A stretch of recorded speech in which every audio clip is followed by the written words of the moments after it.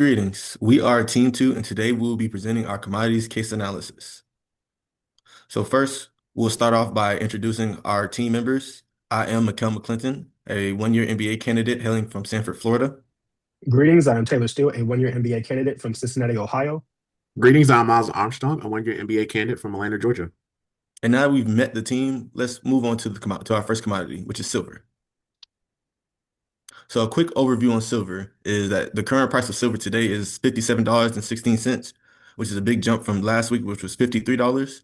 In 2024, silver approximately produced 25,000 metric tons. And for reference, the Statue of Liberty is about 24,600 metric tons. The primary source of silver is usually mined as a byproduct of lead, zinc, copper, and many other base metals. And the leading producers of silver include Mexico, China, Peru, and Chile. Now, as far as the mining process goes, there are two types of mining. You have open pit mining, which is when the silver deposits are closer to the surface level. So you can now just dig for those silver deposits. And then you have the underground mining, which is the more traditional mining, where you have to go into different holes and then create blast holes for those designated sediment rocks, set the explosives, and then after that, you pick up all the pieces, you put it in your scooters, you push it back up to the surface. Once it's back up on the surface, you then break it down and separate it from the silver, then crush it into small powdery substances, whereas it is then separated by either flotation, leaching, or gravity separation. And then finally, it is smelted, which just means it is boiled into a molten metal to get rid of any impurities that the silver may have. So now we've gone over a short overview of silver. Now let's dive into the key issues that arise in the market. So the first key issue is that the mine closures and employee shortages has left the silver market with so much demand because they cannot produce silver on the back end. So as you can see in Mexico, which is again one of their largest producers, they're scheduled to close down a multitude of mines, including the ones in Mercedes, San Rafael, San Dimas, and of course San Juan, which will be closed in 2027. Right? Now, parlaying that into our demand, right? If we don't have enough silver to to fulfill our demand, now our customers will now become unsatisfied. So with this, right, we know that silver is used in many different products in many different ways as far as electronics, solar panels, batteries, jewelry, things of that nature. So if we're not able to meet the demand because we don't have the manpower or the facilities, then it will have a negative effect on our demand. Lastly, the price volatility. So silver often mirrors other base metals like gold. So if gold is going up, silver is usually going up. If gold is going down, silver is usually going down. So they move in the same way. So with this being said, the price changes very, very often. Also, another thing that plays a role in the price volatility is the inflation, the currency strength, especially the US currency, and the overall economic state. Next slide. So now we'll move on to our alternatives. So our first alternative is to focus on recruitment. We wanted to implement a mission mode recruitment. This is most popularly used in the Indian government to not only keep their university staffs, but they have now moved towards using this for their coal mining infrastructures. So this approach allows us to reach a younger generation and a current generation that's in the workforce, and not only be able to teach them technical skills, but be able to give them opportunities to gain these jobs and just be able to meet different people in this field, right? The whole process of this is just so we can get the interest of mining back up in the community, right? Certain cons of this is one, it takes government coordination, which sometimes could be a hassle. Two, it takes a lot of time and planning because now you have to plan for events over the span of a year or over the span of a couple years, right? And then three, there's no fixed return on your investment. So this year I could recruit and sign 10 amazing employees. Well, next year, those 10 employees aren't promised. So next year I can end up with two employees signed or even 15. So there's no fixed set number of employees that you will receive. Next, we'll move on to the use of technology. So companies like Popsco, Steel, and Tata Steel have been leveraging AI algorithms to help with a multitude of things, right? So a couple things that has helped with is safety, in implement, I mean, ensuring safety, and predictive maintenance, predictive analysis, and just optimize the overall efficiency of the mind. Now, the way it the way it helps safety is it utilizes sensors, automation, and real-time data analytics to enhance worker safety and effectively monitor mine conditions. Right? It supports stability by leveraging digital tools to track environmental impact, reduce waste, and promote responsible resource management. Right? And lastly, and the cons of this is that it is costly to implement. It raises cybersecurity issues, and it also has a couple ethical dilemmas. And lastly, we'll move to risk management, right? So here we will look to use hedging strategies and the use of trailing stop loss orders to help protect against the price volatility of silver, right? So what this does for us is it gives us more of a fixed cost on silver, and it gives us more of a fixed market on silver because now instead of the price fluctuating up and down, it stays more at a fixed cost because we are now betting against our product. Now, the cons of this is, of course, reduced flexibility. Now the prices aren't going down as much as well as going up. Potential extra cost, and also it requires accurate forecasting, right? If you don't have accurate forecasting, then you're kind of shooting in the dark, right? And now we'll move on to our next slide, right? Which is our final recommendation. So we recommend that you use the mission mode um, recommendation because it's a bigger pool to coordinate out of, and now it allows for the government to have an incentive to push mining in different communities. So the way we'll do this first is by coordinating with national government officials to get these programs in order. Then we will schedule year-round events, career fairs, and acquisitions. After that, we will then set up workers to manage those recruitments and events just to keep an oversight. And lastly, we'll attract the best and most interested talent to sign, right? Now, the reason we didn't want to do the other ones was because one, the AI tool is going to cost too much and it's too much of a risk of our data being on the line, right? And then two, the risk management, like we said before, if you don't have proper forecasting, then again, you're shooting in the dark, right? So that was the main reason why we wanted to pick our mission mode recommendation, right? Now, over the span of this presentation, you will see a couple similarities in our commodities, right? And one similarity is that the each commodity plays a role on the environment and how it affects the environment. So soybeans, I know for example, the the soil then becomes a lot less infertile when soybeans is planted there, as well as natural gases, right? Natural gases deal with a lot of older pipes and a lot of older machinery, and that also plays a role in dealing with the environment and making the environment kind of worse. So now that we've got silver out of the way, we'll now move to natural gas. Hello, once again, I'm Miles Armstrong, and I'm going to go ahead and give a quick overview of the natural gas commodity and why it's such a big part of the energy world. So, natural gas is priced with MMBTU, which is equivalent to 1 million British thermal units. Of course, this is used just to measure their energy.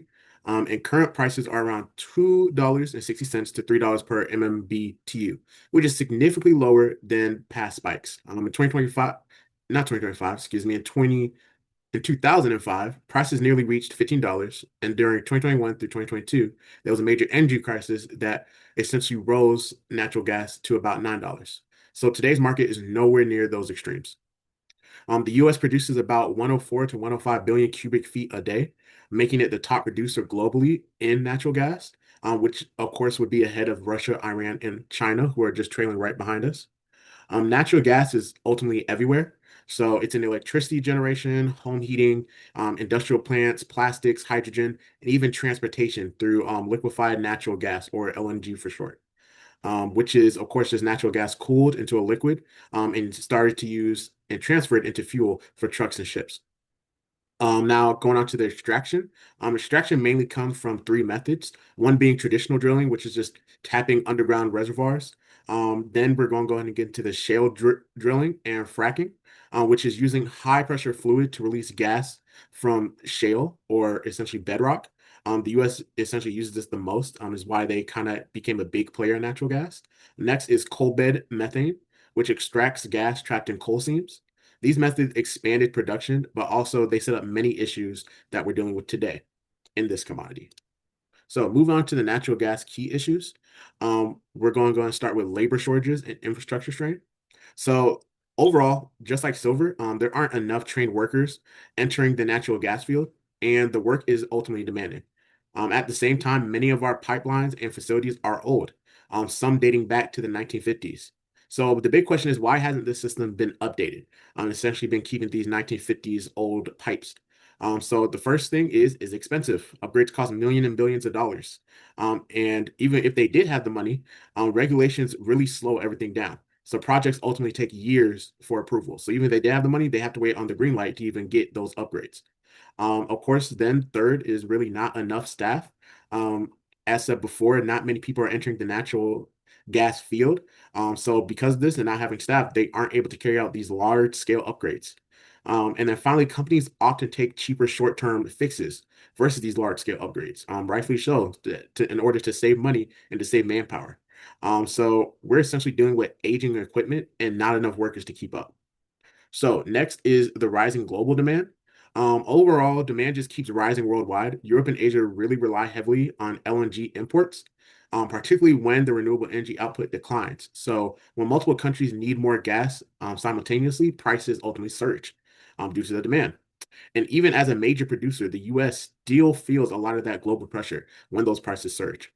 So with natural gas essentially being the backbone of a lot of countries' energies, it's essentially become a problem in being over reliant. Next, we're going to go ahead and move into price volatility. Natural gas ultimately moves fast, but it's also very not flexible, as weather can really shift prices overnight. Cold winters, heat waves, hurricanes, a lot of these systematic and weather changes can ultimately create inflation, interest rates, and even set oil trends to essentially up or lower natural gas prices. So, with that, we're going to go and move into our alternatives. So, our first alternative is the workforce development.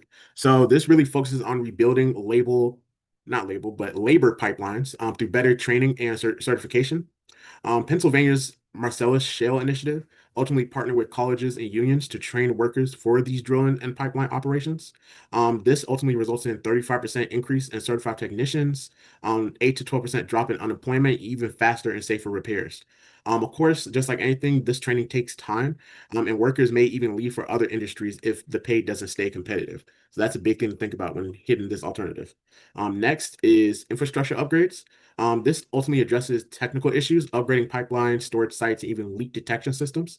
Recently, Chicago and Boston really replaced their pipelines and smart sensors, leading to 50 to 70% fewer methane leaks and 15 to 20% fewer outages. It's really saving over a lot of emergency repair costs. It's very expensive up front, and it really takes a lot of time to even fully complete these setups. So that's also something to think about. Moving on to the energy diversification. With this, this is essentially expanding renewables and improving LNG planning to essentially stop having natural gas be the backbone of a lot of people's energies. Texas recently also just went into wind and solar power growth, really upping their natural gas demand by 10 to 15%, and having it cut down.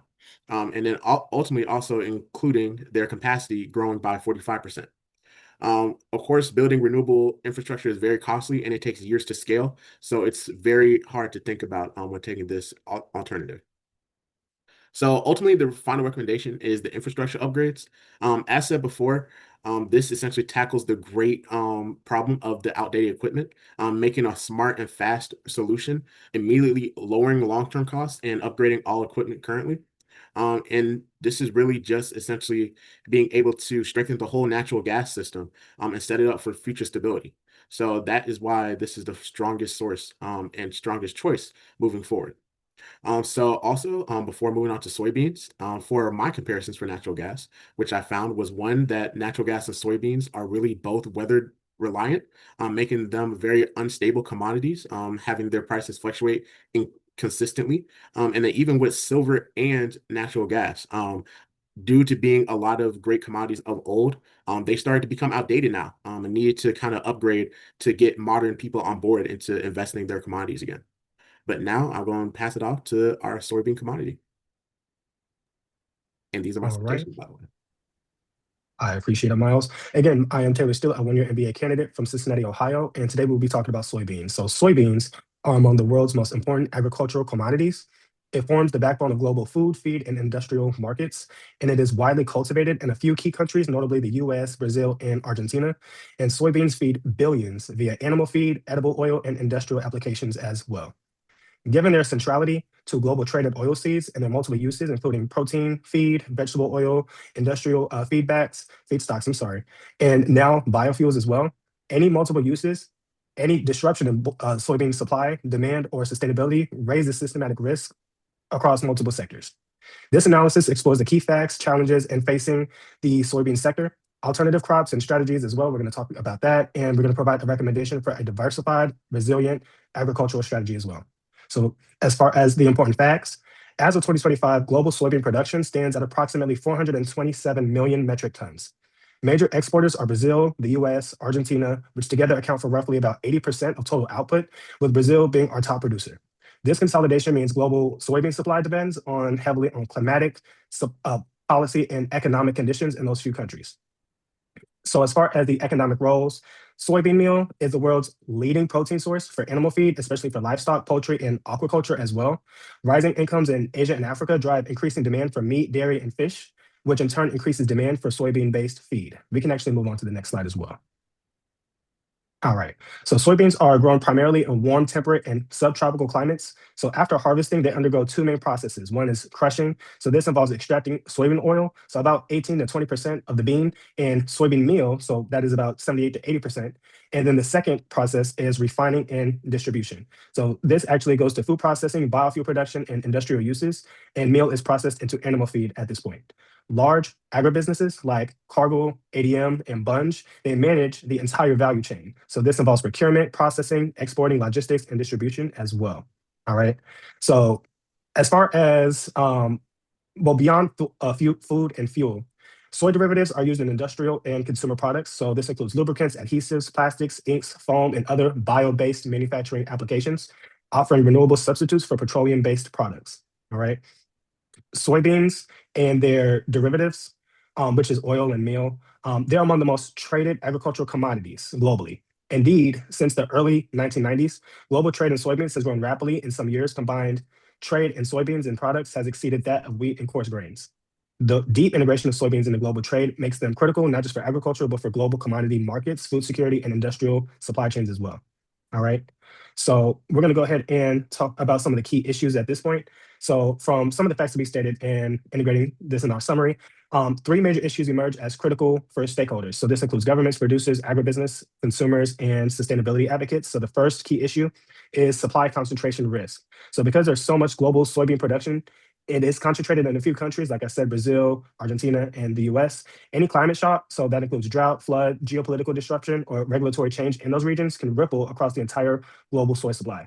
So this threatens food security, feed supply, and industrial feedstock availability worldwide. Over reliance on a narrow production base, especially in environmental vulnerable or geopolitical sensitive regions, means global soy is brittle and lacks resilience as well. The second key issue we're going to actually touch on is market and price validity. So soybeans are deeply embedded in global trade networks and futures markets. Notably, futures and options on soybean contracts are heavily traded, for example, like with the CME group, offering liquidity, but also exposure to speculative pressures as well. The validity in global demand, driven by factors like changing dietary plans or patterns, biofuel mandates, currency fluctuations, and geopolitical developments can lead to a large swing in price, affecting farmer income stability planning and broader food or feed chain costs. Additionally, international competition, so increased Brazilian supply, and shifting trade patterns can depress prices, especially for producers in more expensive production regions as well. And the third key issue is sustainability and environmental pressure. So large-scale soy cultivation often drives deforestation and land use change, causing biodiversity loss, soil degradation, greenhouse gas emissions, and displacement of indigenous communities as well. Growing global concerns from consumers, environmental groups, regulators, and supply chain buyers about sustainability makes soy's environmental footprint a growing liability. This may lead to regulatory restrictions, certification demands, or bans in sensitive markets, threatening long-term viability under a business as usual model. So now we're actually going to talk about our alternative courses of action. At this point, we can go to the next slide. So to address these issues, stakeholders can consider a diversified crop strategy. So the first one that we're going to talk about is canola or rapeseed. So rapeseed is a temperate oilseed crop grown in many regions such as North America, Europe, China, and Australia. And it produces oil and meal similar to soybeans and can be integrated into crop rotations.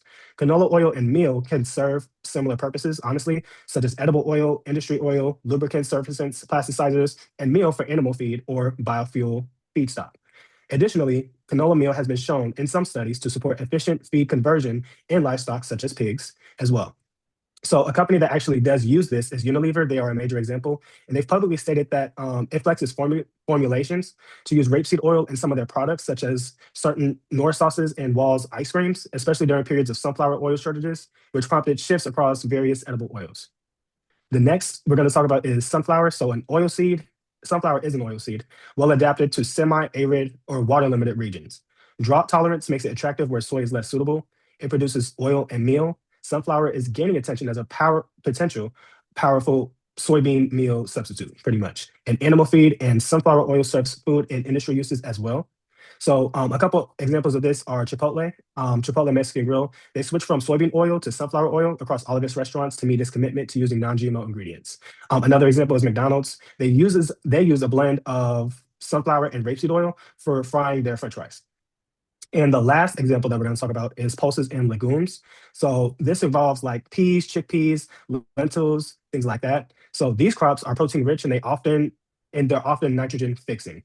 So improving soil fertility, reducing dependency on synthetic fertilizers, and helping crop rotation systems, they do offer all of that. And they also offer alternative protein sources for human diets, aligning with growing plant-based food demand as well. So another example of this, as far as the community use or company use, I'm sorry, is Beyond Meat. So Beyond Meat is a company that utilizes pea protein as a primary ingredient in its burgers and its sausages as well.